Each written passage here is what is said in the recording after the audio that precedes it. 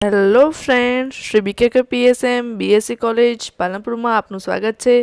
હું Mamta Soni department of physics તરફથી આપનું હાર્દિક સ્વાગત કરું છું.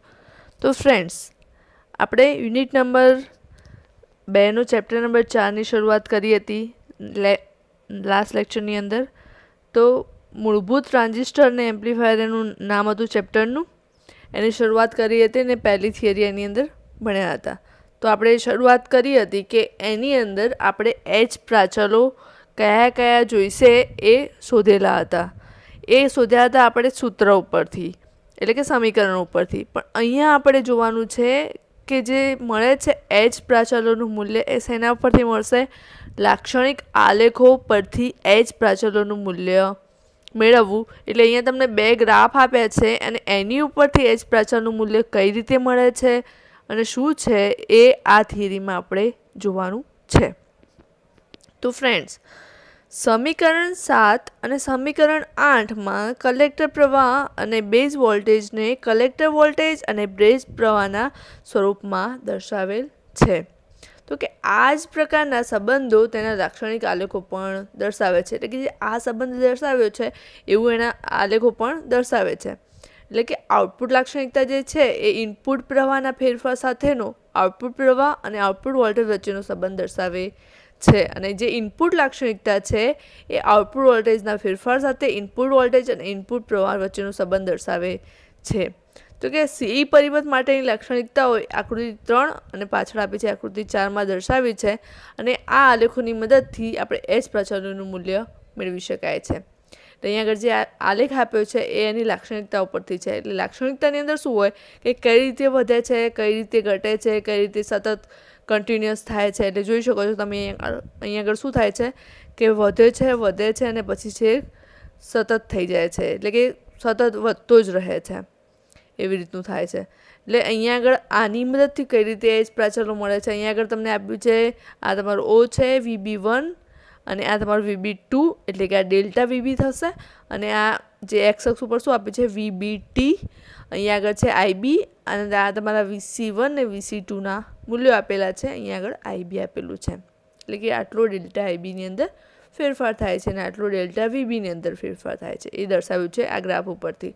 કઈ રીતે આગળ એ સમજીએ. તો કે ઇનપુટ ઇમ્પિડન્સ H11 તમે જોઈ ગયા લાસ્ટ જે લેક્ચર હતું એની અંદર કે ઇનપુટ ઇમ્પિડન્સ શું છે.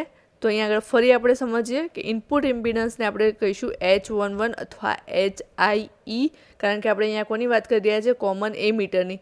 આ જ પ્રમાણે આપણે કોમન બેઝ અને કોમન કલેક્ટર માટે શોધી શકીએ છીએ, પણ અહીંયા માત્ર આપણે કોમન એમીટરની જ વાત કરવાની છીએ. એટલે શું કહે છે કે ટ્રાન્ઝિસ્ટરના આઉટપુટ ટર્મિનલને શોર્ટ કરી, એટલે કે V2 = 0, તો ઇનપુટમાં 1 કિલોહર્ટ્ઝ સિગ્નલ માટે V1 જેટલો વોલ્ટેજ આપી I1 માપવામાં આવે તો V1 અને I1ના મૂલ્યો RMSમાં માપવાના છે. તો કે આ બંનેના જે ગુણોત્તર થાય છે એને આપણે કહીશું ટ્રાન્ઝિસ્ટરનો ઇનપુટ ઇમ્પિડન્સ. એટલે કે H11 = V1/I1, ત્યારે શું હશે? V2 = 0 હશે. એને આપણે HIE એ આપણે એમીટર માટે, HIB એટલે કે બેઝ માટે અને HIC એટલે કે કલેક્ટર માટે લખી શકીએ છીએ. અહીંયા આગળ તમને જે લાક્ષણિકતાનો આલેખ આપેલો છે કે આકૃતિ 4 આપેલી છે કે અહીંયા આગળ કઈ રીતે એ સતત પહેલાં વધે છે અને પછી સતત થઈ જાય છે, કન્ટિન્યુઅસ થઈ જાય છે. એ જ પ્રમાણે દરેક માટે અલગ અલગ આપ્યું છે કે IC1 માટે, IC2, IC3 માટે. એટલે કે અહીંયા IC છે ને અહીંયા VCE છે. એટલે કે VCE બદલાતા ICમાં કેવી રીતે ફેરફાર થાય છે એ આની લાક્ષણિકતાનો ગ્રાફ દર્શાવે છે. અને એની અંદર જે અમુક કાર્યશીલ વિસ્તાર છે એની અંદર શું ફેરફાર થાય છે અને કઈ રીતે મળે છે એ આપણે આગળ જોઈએ. એટલે કે અહીંયા આગળ જે રહેલો H11 છે એ વન ટાઈપ ઓફ શું છે? R = V/I નું સ્વરૂપ છે. એટલે આરનો એકમ આપણને ખબર છે કે ઓમ છે. એ જ પ્રમાણે અહીંયા આગળ આપણને H11 અને HIનો એકમ શું મળશે? આપણને ઓમ મળશે. હવે કહે છે કે કોમન એમીટર પરિપથ માટે શું લેવાનું છે? કલેક્ટર વોલ્ટેજ VCને અચળ રાખતા ઇનપુટ બેઝ વોલ્ટેજમાં થતા ફેરફાર અને બેઝ પ્રવાહમાં થતા ફેરફારના ગુણોત્તરને આપણે ઇનપુટ ઇમ્પિડન્સ કહીશું. આ કોની મદદથી શોધ્યું? ગ્રાફની મદદથી. એટલે કે એને VCને આપણે શું રાખવાનું છે? અચળ.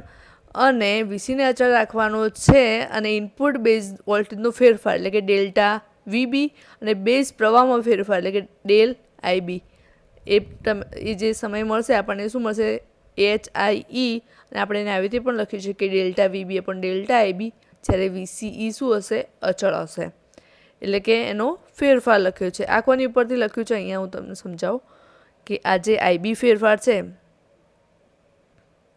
અહીંયા આગળ આ VB ડેલ્ટા VB છે અને આ તમારું ડેલ્ટા આઈબી છે. ઓકે, આજે દર્શાવ્યું છે કે આ પ્રાચલને ઇનપુટ લાક્ષણિકતા પરથી શોધી શકાય છે. એટલે આ કોની પરથી શોધ્યું આપણે? ઇનપુટ લાક્ષણિકતા ઉપરથી. હવે શું કહે છે કે આકૃતિ 3માં દર્શાવ્યા મુજબ આલેખના કાર્યશીલ વિસ્તારના કોઈ એક બિંદુ પર એ આગળ સ્પર્શક દોરી HI ગણી શકાય છે. મેં હમણાં તમને બતાવ્યું કે ડેલ્ટા VB શું છે અને ડેલ્ટા આઈબી શું છે. આપણે એને PQR આપી દઈએ તો HIE બરાબર આપણે PQ પણ RQ લખી શકીએ, જ્યાં શું હશે VCE અચળ હશે. આ ગ્રાફ ઉપરથી આપણે આવી રીતે પણ લખી શકીએ છીએ કે કોઈ પણ બિંદુ એ આગળ સ્પર્શક દોરીએ તો. ઓકે, ચલો આગળ સમજીએ.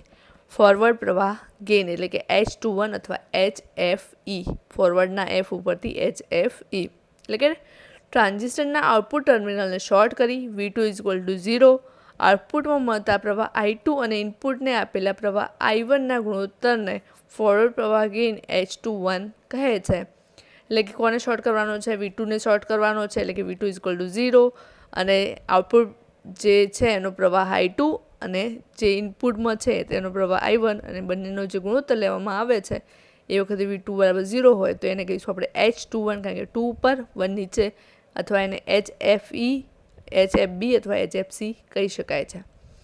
હવે કે CE પરિપથ માટે કે કલેક્ટર વોલ્ટેજ અચળ રાખી કલેક્ટર પ્રવાહમાં થતા ફેરફાર અને તદ્દનરૂપ બેઝ પ્રવાહમાં થતા ફેરફારના ગુણોત્તરને ફોરવર્ડ પ્રવાહ ગેઇન HFE કહે છે. ગ્રાફ ઉપરથી શોધવું હોય તો કઈ રીતે શોધાય કે ડેલ IC એટલે કે ICમાં થતો ફેરફાર અને નીચે શેમાં થશે? કોનામાં થશે? આઈબીમાં થતો ફેરફાર, એટલે કે ડેલ્ટા IC પણ ડેલ્ટા આઈબી, ત્યારે શું હશે? VC 0 હશે.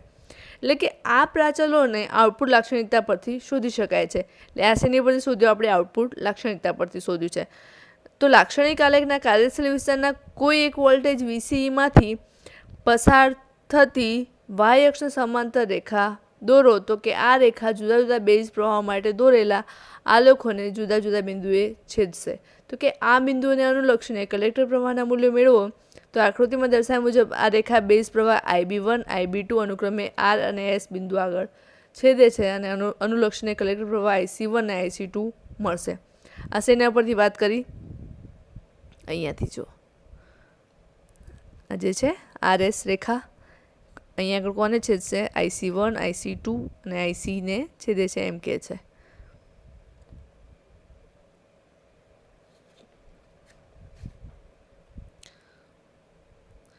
તો જે HFEનું સૂત્ર છે આપણે એ ગ્રાફ ઉપરથી શોધવું હોય તો કઈ રીતે મળશે? Delta IC upon delta IB is equal two IC2 minus IC1, અને નીચે શું થશે? IB2 માઇનસ IB1, જ્યાં VC શું હશે એ વખતે અચળ હશે. એટલે કે આમ જે HFE છે એ પ્રવાહ ગેઇન બીટા દર્શાવે છે. ઓકે, સમજાઈ ગયું કમ્પ્લીટલી? એ શું દર્શાવે છે? આલ્ફા એસી એટલે કે બીટા એસી દર્શાવે છે. જો CB પરિપથ માટે હોય તો એ આલ્ફા એસી દર્શાવે છે.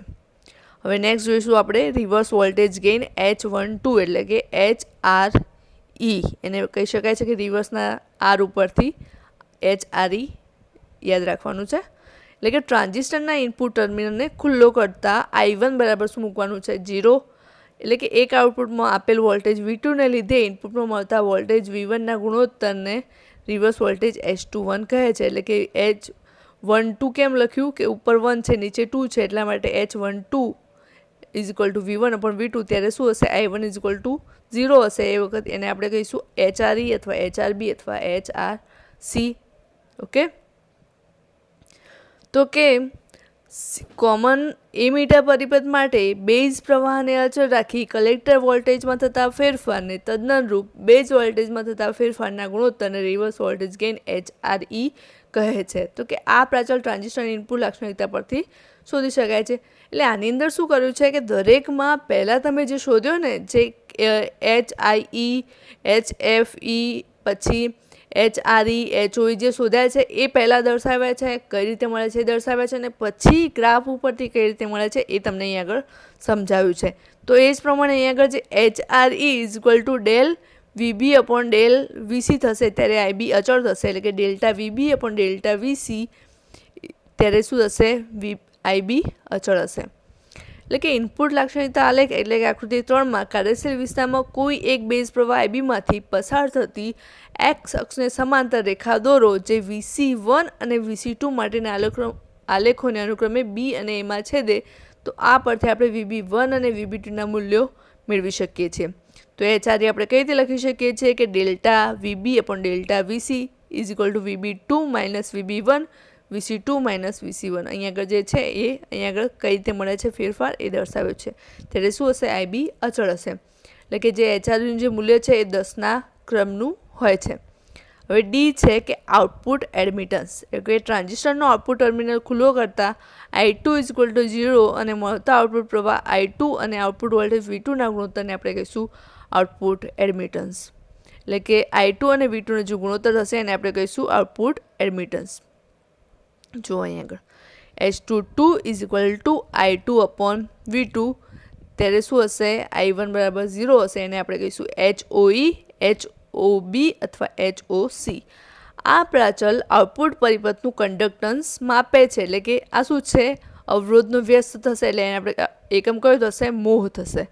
હવે કે કોમન એમીટર પરિપથ માટે બેઝ પ્રવાહ અચળ રાખી કલેક્ટર પ્રવાહમાં થતા ફેરફાર અને તદ્દનરૂપ કલેક્ટર વોલ્ટેજમાં થતા ફેરફારના ગુણોત્તરને આઉટપુટ એડમિટન્સ કહે છે. હવે ગ્રાફ ઉપરથી કઈ રીતે સમજાવશે એ દર્શાવ્યું છે અહીં આગળ. જો HOE બરાબર ICમાં ફેરફાર અને VCમાં ફેરફાર કોના માટે કોમન એમીટર માટે લખ્યું છે અહીં આગળ, એ યાદ રાખજો ખાસ વસ્તુ. Del IC upon del VC IB is equal to અચળ is equal to delta IC upon delta VC ત્યારે IB બરાબર શું હશે 0 હશે. તો કે આઉટપુટ લાક્ષણિકતા પરથી આપણે મેળવવું હોય તો એનો જે ઢાળ છે એને આપણે આઉટપુટ એડમિટન્સ HOE આપે છે, એટલે કે HOE is equal to delta IC upon delta VC ત્યારે IB શું હશે અચળ હશે. એટલે કે ઉપર જે ચર્ચા કરી તે મુજબ CB અને CC પરિપથ માટે તેમના પ્રાચલો તેમના લાક્ષણિક આલેખો પરથી મેળવી શકાય છે. એટલે કે H પ્રાચલોના મૂલ્યો કલેક્ટર પ્રવાહ IC પર આધાર રાખે છે, તો કલેક્ટર પ્રવાહ IC વધારતા HIનું મૂલ્ય ઘટે છે અને HOEનું મૂલ્ય વધે છે. એટલે અહીં આગળ શું કહે છે ગ્રાફ ઉપરથી શું સાબિત થાય છે કે જે IC આપણે વધારીએ છીએ તો HIનું મૂલ્ય ઘટે છે અને HOEનું મૂલ્ય વધે છે, જ્યારે HFEનું મૂલ્ય લગભગ અચળ જેવું રહે છે અને HREનું મૂલ્ય શરૂઆતમાં ICના વધારા સાથે ઘટે છે અને ત્યારબાદ વધે છે.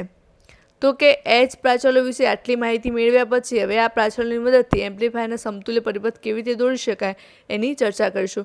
તો જે આજની થિયરી હતી એટલે એમાં આપણે શું ચર્ચા કરી, પહેલાં કે જે આપણે મળે છે HIE HFE HRE અને HOE એને કઈ રીતે ગ્રાફની મદદથી શોધી શકાય છે એ તમને અહીંયા આગળ દર્શાવ્યું છે. એટલે પહેલાં આપણે જે શોધ્યા એ સૂત્ર એટલે કે સમીકરણ ઉપરથી શોધ્યા અને અહીંયા આગળ આપણે જે શોધ્યા એ ગ્રાફ ઉપરથી શોધ્યા, કે ગ્રાફ ઉપરથી પણ આ વસ્તુ મેળવી શકાય છે એટલા માટે. એટલે અહીંયા આગળ તમારે એક જે ક્વેશ્ચન છે એ છે કે અહીંયા આગળ જે HIE HOE HRE અને HFE કઈ રીતે બદલાય છે ICના વધારા સાથે, એનો જવાબ તમારે મને મોકલવાનો રહેશે. ઓકે, થેન્ક યુ મિત્રો.